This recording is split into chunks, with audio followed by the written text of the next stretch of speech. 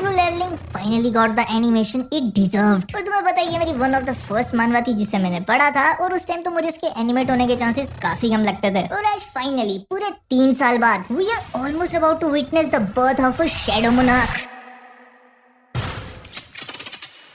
भाई तो वीडियो शुरू करने से पहले मैं तुम्हें बता दूं कि इसमें मानवा के स्पॉयलर्स होने वाले हैं, सो अपने हिसाब से देख लेना। तो देखो मेन टॉपिक पे आने से पहले थोड़ी हिस्ट्री एंड इंपॉर्टेंट टर्म्स जान लेते हैं, क्योंकि उसके बिना तुम्हें कुछ समझ नहीं आने वाला। सन जिनवू एक आम ई रैंक हंटर जिसको शैडो मोनार्क ने चुना एज हिज सक्सेसर। इसके बाद ही गेन्ड इमेंस पावर एंड उसने हर लेवल को क्रॉस कर दिया और कहलाया शैडो मोनार्क। तो शैडो मोनार्क होने का फायदा ये था कि जिनवू को कंट्रोल मिला ओवर 10 मिलियन शैडो सोल्जर्स का। ये नंबर कितना बड़ा है तुम इस बात से समझ सकते हो कि टॉप एस रैंक हंटर्स भी मैक्स टू मैक्स 4 से 5 समन्स ही कंट्रोल कर सकते हैं एक टाइम पे। तो देखो 10 मिलियन समन्स को तो मैं रैंक नहीं कर सकता, लाइक इसमें मेरी पूरी जिंदगी निकल जाएगी भाई। सो इसीलिए ये समन्स किस हिसाब से रैंक की जाएंगी एंड इनको क्या टर्म्स दी जाएंगी और वो जान लेते हैं पहले। तो जिनको की शैडो 7 ग्रेड में आती हैं and that is shadows, elites, knights, elite knights, generals, commanders and grand marshal. अब अगर मैं तुम्हें इनका रैंक बताऊं तो सबसे वीकेस्ट है शैडोस, जिनको तुम काइंड ऑफ सी रैंक मान सकते हो। जिसके बाद इलाइट आता है बी रैंक पे, नेक्स्ट नाइट्स आता है ए रैंक पे, इलाइट नाइट को तुम एस रैंक कह सकते हो, जर्नल्स को तुम एस रैंक से ऊपर मान सकते हो क्योंकि एस रैंक इनके लिए बस मामूली सी बात है, सो इसलिए हम इनको एस प्लस कह लेते हैं। नेक्स्ट कमांडर्स, इनकी भाई अपनी जोड़ है, ये लोग पिछले वाले से भी ज्यादा पावरफुल हैं, सो इसीलिए हम इनको एस प्लस प्लस कह लेते हैं। और finally the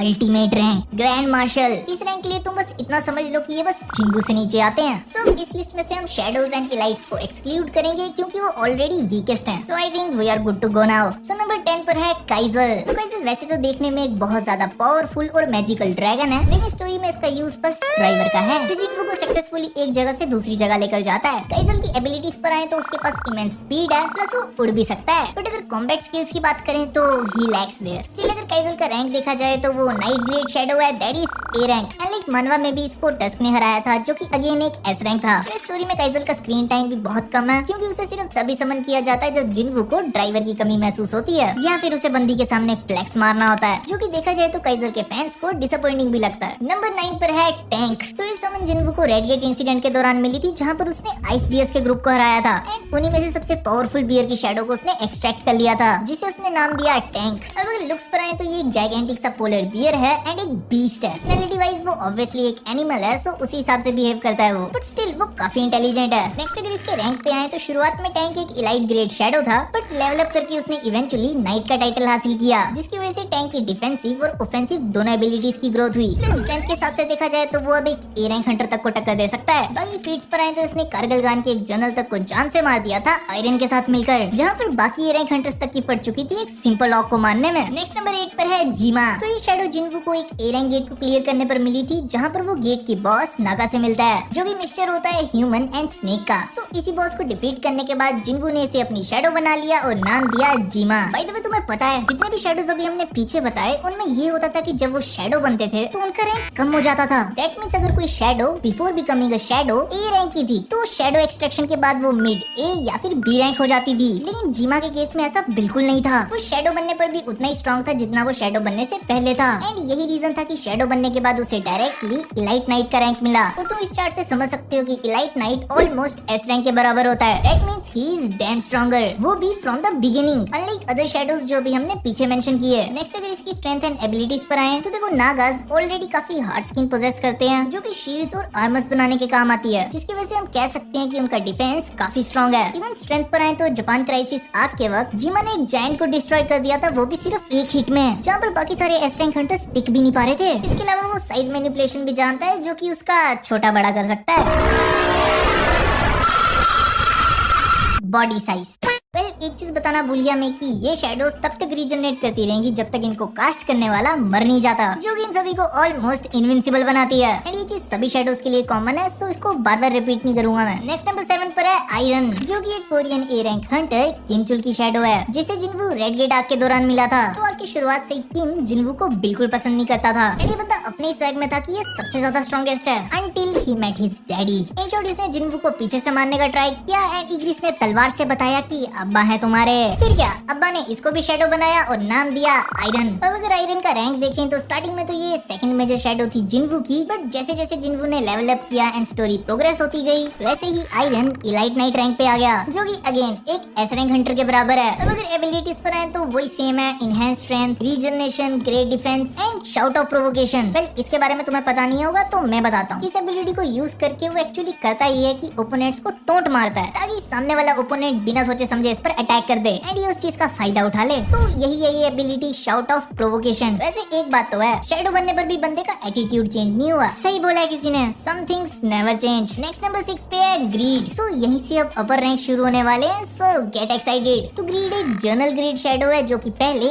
S rank Hunter हुआ करता था, जिसका नाम था होंग डोंगसू एंड ये छोटा भाई था इस आदमी का। इसकी बैक स्टोरी पर आए तो सिंपल शॉर्ट बताता हूँ मैं तुम्हें। इसके भाई को मारा गया, इसको रिवेंज मांगता था, ये रिवेंज लेने गया, इसका पोपट हो गया। खैर इसका पोपट 2 बार हुआ था, पहले जिन्वू के डैडी से, फिर डायरेक्टली जिन्वू से। भाई दोनों ने पटक पटक के मारा है इसे और इसी के चलते बेचारे का देहांत हो गया। और फिर क्या, जिन्वू ने इसकी शैडो एक्सट्रैक्ट कर ली और उसे नाम दिया ग्रीड। Simple as that. अपनी पास्ट लाइफ के क्राइम से फुली अवेयर होने की वजह से ग्रीड एक हम्बल और क्वाइट शैडो थी। वो बोलने से पहले हमेशा जिन्वू की परमिशन लिया करता था। बाकी जैसे कि मैंने स्टार्ट में बताया कि ग्रीड एक जर्नल ग्रेड शैडो है, जिसने न सिर्फ अपनी बॉडी के मसल्स को स्ट्रेच करके आइस मोनार्क की आइस प्रिजन तक को तोड़ दिया था, बल्कि उस बेचारे को मेंटल ट्रॉमा तक दे दिया था। बाकी ग्रीड को भी बाकी शैडोज की तरह कुछ खास स्क्रीन टाइम नहीं मिला है, बट क्योंकि वो एक जनरल ग्रेड शैडो है इसीलिए he is on the list. Next number 5 पे है टस्क। वेल, ये शैडो मेरी one of the favourite shadow है एंड काफी मजेदार है। सो टस्क जिन्वू की शैडो आर्मी में one of the most versatile और पावरफुल शैडो है, जिसको जिन्वू ने कारगिल गन से एक्सट्रैक्ट किया था, जो एक हाई ऑफ था एंड काफी पावरफुल बॉस था हंटर गेट्स गेट का। एंड ये बंदा कितना पावरफुल था तुम इस बात से जान सकते हो कि इसने जिन्वू तक को टफ कंपटीशन दिया था। पर्सनालिटी वाइज बताऊं तो टस्क जिन्वू का one of the most loyal shadow में आता है, जो कि बहुत ओबीडिएंट, क्वाइट और शाय टाइप है। एंड अब अगर रैंक पर आए तो इसने शुरू तो इलाइट नाइट से किया था, पर अब ये जर्नल ग्रेड पे आ गया है। रही बात एबिलिटीज की तो ये बहुत सारी हैं, तो एक एक करके देखते हैं। फर्स्ट, वो gravitation magic and Hume magic में एक्सपर्ट है। सेकंड, वो अपने अराउंड शील्ड लाकर अपने आप को प्रोटेक्ट भी कर सकता है। थर्ड, वो अपने मुंह से फायर बॉल्स भी शूट कर सकता है। फोर्थ, वो सामने वाले को कर्स करके उसको इंटेंस पेन भी दे सकता है। फिफ्थ, सामने वाले का डिफेंस तक वीक कर सकता है। सिक्स्थ, सामने वाले को अंधा भी कर सकता है। सेवंथ, सामने वाले का स्टेमिना तक ड्रेन कर सकता है या फिर उसे बढ़ा भी सकता है। एंड सच बताऊं तो टस्क ने काफी ज्यादा हेल्प की है जिन्वू की throughout the series, and इसीलिए इसको समन भी काफी ज्यादा किया जाता है due to his versatility. Number 4 पे है कामिश। कामिश एक ड्रैगन था जिसे ह्यूमैनिटीज ग्रेटेस्ट कैलेमिटी कहा गया था, एंड वो फर्स्ट एवर बॉस था एक एस रैंक गेट का। इसके अलावा कामिश ड्रैगन एंट्रीज का सर्वेंट था, जिसे मोनार्क ऑफ डिस्ट्रक्शन के नाम से भी जाना जाता था। और तुम्हें पता है कामिश ने बहुत सारे एस रैंक हंटर्स को मारा था, बट इवेंचुअली वो डिफीट हो गया था 5 एस रैंक हंटर से, जिनको बाद में नेशनल लेवल हंटर का टाइटल दिया गया था। बट स्टिल कामिश इतना स्ट्रॉन्ग था कि 5 एस रैंक हंटर्स को ऑल आउट जाना पड़ा था एंड साथ में वर्क करना पड़ा था इस एक ड्रैगन को मारने में। इसके बाद फेडरल ब्यूरो ऑफ हंटर्स ने उसके कॉर्प्स को प्रिजर्व कर लिया था एंड कहीं अंडरग्राउंड फैसिलिटी में रखा था। और एक दिन ऐसे ही जिन्वू को उस अंडरग्राउंड फैसिलिटी में आने का मौका मिलता है एंड देन वो कामिश की शैडो को एक्सट्रैक्ट कर लेता है। हाउएवर काफी देर से डेड होने की वजह से कामिश का माना लेवल पूरी तरह से ड्रेन आउट हो चुका था, इसीलिए वो ज्यादा देर तक जिन्वू की शैडो बनकर नहीं रह पाया एंड कुछ ही देर में डिसअपीयर हो गया। लेकिन स्टोरी में कामिश ही था जिसने जिन्वू को रूलर्स के बारे में बताया था, जो कि फ्यूचर में आने वाले थे जिन्वू से फाइट करने के लिए। बाकी पर्सनालिटी वाइज इस बंदे में बहुत ईगो था एंड इसे बस ह्यूमंस दिखते नहीं थे कि पहले उन्हें मारने पड़ता था, जो भी हमने देखा भी था कि समन होने पर उसने कैसे अपने ब्रेथ अटैक से सभी को मारने का ट्राई किया। बाकी पूरी शैडो आर्मी आने के बाद तो जिन्वू के पास काफी ड्रैगन आ गए थे ऐसे, इवन थॉमस तक ने इनको कंपेयर किया था। सो yeah, he is also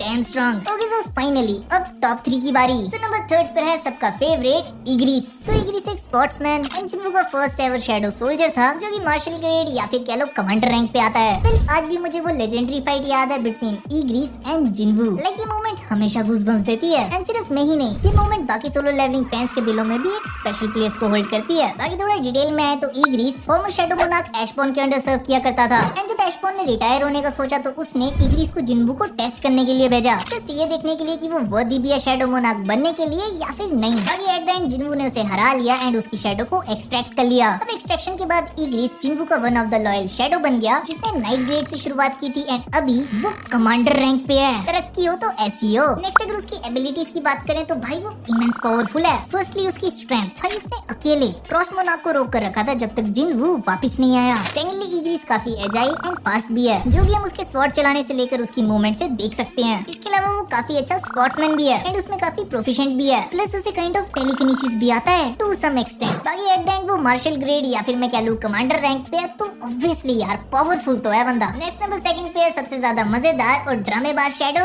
बेरू। तो बेरू राइवल है इग्रिस का, क्योंकि वो भी मार्शल ग्रेड पे है। बैक स्टोरी पर आए तो पहले बेरू एंड किंग हुआ करता था, जिसको हमने जेजू आइलैंड रेड के वक्त देखा था, जिसकी लाइफ का बस एक ही पर्पस था, लड़ाई and to be the king. But obviously Jinwoo के आगे कौन टिक पाता भाई। लेकिन इस आर्क के दौरान एंड किंग ने ऑलमोस्ट सभी एस रैंक हंटर्स के लगा दिए थे, प्लस उसकी ब्लड थर्स्ट ने बेचारे गोटो की जान ले ली थी। बाकी बेरू कॉम्बैट में भी काफी ज्यादा ब्रूटल है और डायरेक्टली एनिमीज के वीक स्पॉट पर अटैक करता है, प्लस होल्ड बैक नहीं करता वो। मतलब काफी रेयर ही होगा कि वो होल्ड बैक करेगा, एंड मैक्सिमम केसेस में ये तब भी हुआ है जब जिन्वू आसपास था। अब अगर एबिलिटीज की बात की जाए तो बेरू भी काफी वर्सेटाइल है, जो ऑलमोस्ट सभी एबिलिटीज में एक्सेल करता है एंड ओवरपावर्ड है। लाइक सिर्फ अपनी फिजिकल स्ट्रेंथ के चलते उसने इजीली चाकी स्वॉर्ड को क्रश कर दिया था with just his bare hands, and even कुइरिशा की फिंगर्स तक काट दी थी बंदे ने।